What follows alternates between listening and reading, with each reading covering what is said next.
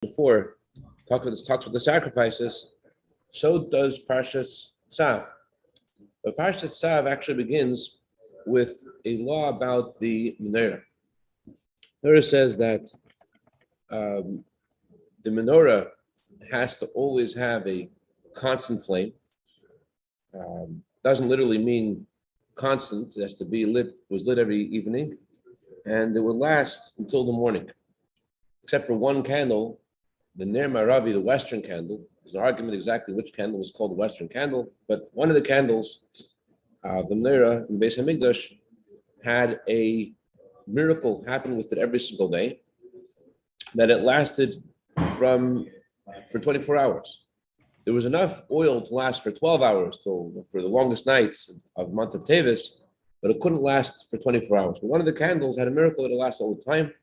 So there was one candle which was consistent, always burning, but until it was extinguished to be relit again.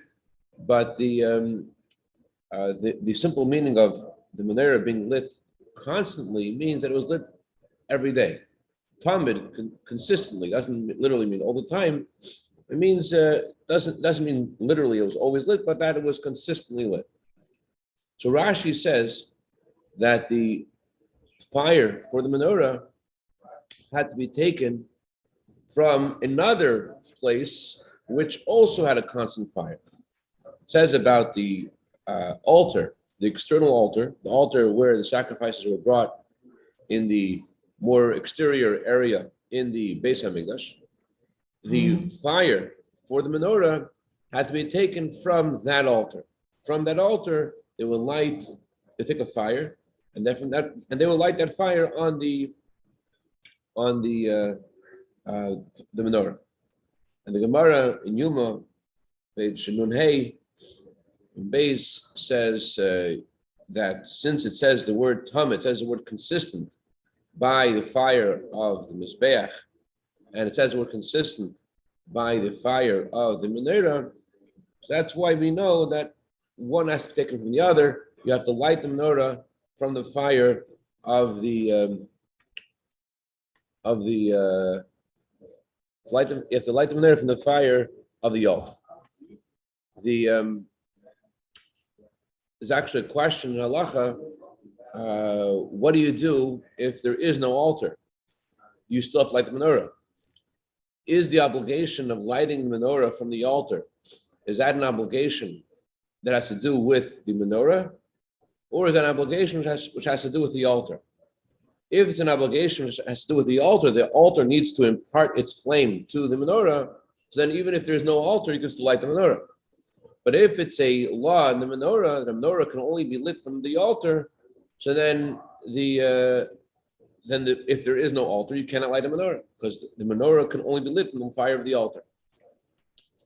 So halachically, it seems that it's a law in the menorah, that the menorah needs to have its fire from the altar.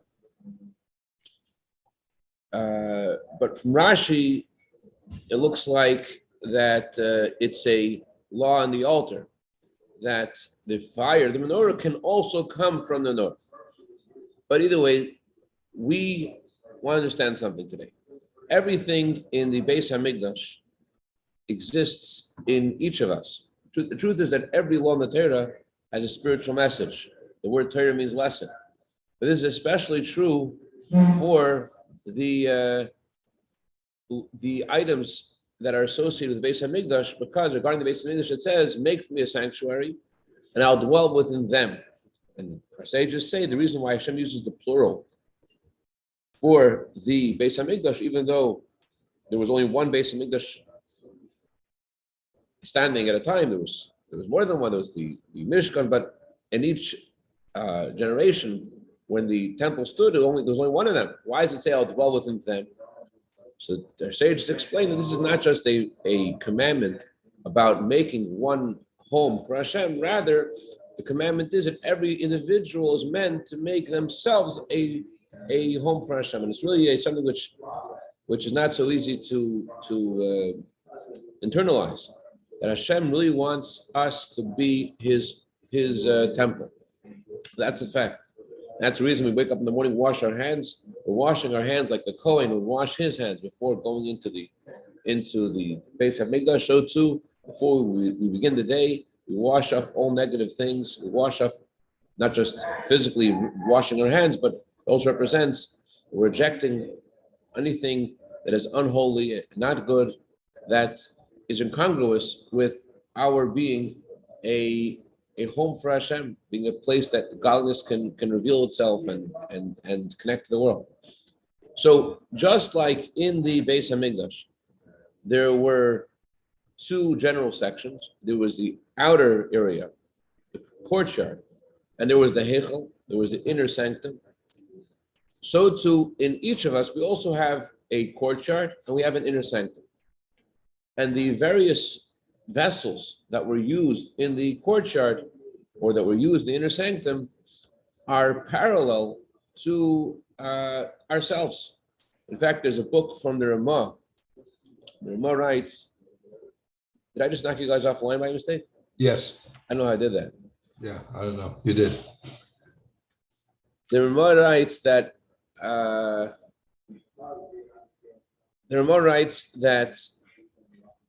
he wrote a book called Torah, and in that book he describes how every single facet of our bodies and the mitzvahs, how they are parallel, and they were given to us so that we can be a mikdash, we can be a home for Hashem.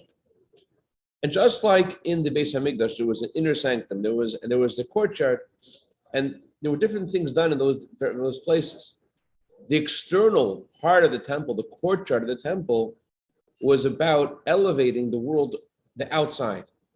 You took an animal, a physical animal, and you brought the animal as a sacrifice to Hashem. You took something which was physical, which was unholy, and you took this unholy thing and you brought it to be a sacrifice for Hashem. So the outer part of the temple, the courtyard of the temple, was about converting the outside world, making the outside world to be holy. The inner sanctum of the Beis Hamikdash, where the Menorah was and the inner altar was and the table of Hashem was, they aren't about converting and transforming the outside. And that's why, halachically, you only brought the sacrifices in the outer altar. The inner altar, it was forbidden to bring a sacrifice in the inner altar. The incense was brought in the inner altar. The incense, it's a larger subject what the incense is, just in short, the Hebrew word for carbon comes from the word closeness. The Hebrew word for katar, is translated in Aramaic as connection. So the inner altar is about bonding with Hashem, not just being close with Hashem, but being connected to Hashem, beyond logic and reason. It's not about converting the outside world and elevating the outside world, elevating, making things in this world become closer to godliness and holiness. Rather, the inner sanctum, the inner altar, where the Torah was brought, is about an inner bond with Hashem, beyond logic and reason. When you're close to someone, so you're close, but you're not one with them. It could be logical. Your closeness, your attraction could all be logical. A connection means it's something which is unshakable, something which can't be taken off, which can't. The word that's used in Kabbalah and Chassidus is dveikus. Dveikus means you're attached. Iskashros means that you're connected. When you the word that's used to the verse that's used to describe dveikus is a belt. A belt, David Bezer must have a belt is used to. It's attached to you. But it's not. It's close to you. It's not really attached. It cleaves to you. You're wearing a belt, but then there's a connection. It's a connection means it's tied. It can't be taken off. That's the inner altar. The inner altar is about making connection with Hashem. It's not about the world. It's not about elevating the world. It's about bonding with Hashem. That's what the inner altar is. Just like there are these two parts of the temple, so too in ourselves. We have a part of ourselves. We have a divine gift to elevate the world. We are able to take items in the world and elevate them. And we have an inner part of ourselves, which is not about elevating the world, but it's about our own connection with Hashem, which is beyond the world, just bonding with Hashem. The Sifsei Kohen, the Shach, in his explanation of the Torah, he says that the menorah is parallel to the study of Torah. And he explains in detail how every part of the menorah, the ornaments, how it was decorated with the flowers and the cups and its base and the number of the candles, how all of these items parallel and they're the study of Torah. So just like in the outer altar, animals were offered to Hashem, so too we have the ability to engage and take. We could do mitzvahs. A mitzvah is more about elevating the outside. Every mitzvah is about taking something, a physical object, and making the physical object to be something holy. Tzitzis. What are tzitzis? Tzitzis is wool from a sheep, and now we consecrate this and we turn this into a mitzvah.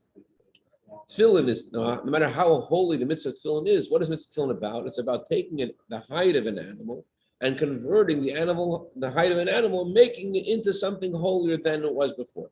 It's about changing the physical status of the world. It's about converting the physical to the spiritual. That's what mitzvahs are about. But then there is our study of Torah. Our study of Torah is not about converting and changing the physical. Rather, what is a Torah? The Torah is the wisdom and the will of Hashem. Torah is the words of Hashem. The Torah says about itself, Torah kadma la'elam. The Torah existed before the world existed. The Torah is not about converting and changing the world. The Torah is the wisdom of Hashem. It's as intrinsic value. It's not about change. The Torah, when we study Torah, we bond with Hashem. Yes, there's also the mitzvah of the study of Torah. And the mitzvah of the study of Torah means you have to say the words of Torah. You don't say the words of Torah, you're not doing the mitzvah, because you have to also elevate the physical. You also have to elevate your mouth and your words. So that's the mitzvah element within Torah itself. But Torah per se, Torah is the wisdom and the will of Hashem. Therefore, Torah is parallel to the altar. It's not only with mitzvahs, it goes lower than that. When we engage with the physical, we eat and we drink and we do business, we are able to do all those things for the sake of Hashem. We're able to know Hashem whatever we do. So that's our other soul power, which is our external soul power, which is about elevating the world. So we have external soul powers. So the question is, why doesn't really fit to think that the fire, the Menorah, which is all about this inner bond we have with Hashem, why would that need to be lit from the outer altar? The outer altar is about elevating the world. The inner sanctum is about bonding with Hashem on a higher, deeper level. It's beyond creation. Let's understand for a second the difference between what the Torah is and what a mitzvah is. Every mitzvah has lots of rules of how they work. Mitzvahs aren't very fungible. Mitzvahs have the place they're done, the time they're done, and the way they're done. And if they're not done exactly the way they're meant to be done, it's not a mitzvah. Torah study doesn't work that way. Every morning we say the morning sacrifices, right? And the Talmud says, why do we say the morning sacrifices? Because it says in the Talmud that if you study the sacrifices, it is considered as if you've offered a sacrifice. So let's unpack that for a second. So to actually bring a sacrifice, you have to have a temple. You have to be a Kohen. You have to be in Israel. You have to be in Jerusalem. All the Jews have to be in Jerusalem. The Mashiach have to come. And there are all these details of how sacrifices are brought. That's for a mitzvah. But the study of Torah is not limited to time and space.